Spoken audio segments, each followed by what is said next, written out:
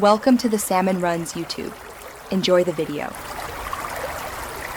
In this video, I will explain how to make a cake.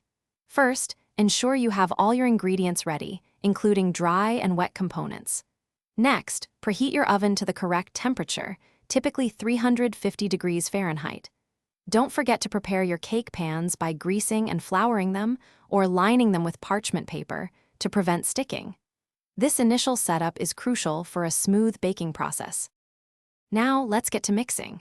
In a large bowl, whisk together your dry ingredients like flour, baking powder, and salt.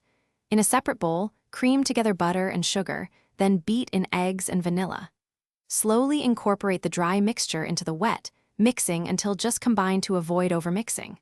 Pour the batter evenly into your prepared pans and bake for about 25 to 30 minutes, or until a toothpick comes out clean.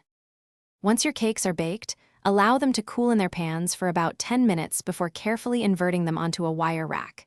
This prevents them from breaking apart. It's essential that the cakes are completely cool before you even think about frosting them. Otherwise, your frosting will melt. While they cool, you can prepare your favorite frosting, whether it's a classic buttercream or a tangy cream cheese frosting. Finally, it's time to bring your cake to life. Apply your chosen frosting evenly over the top and sides of the cooled cake, using an offset spatula for a smooth finish.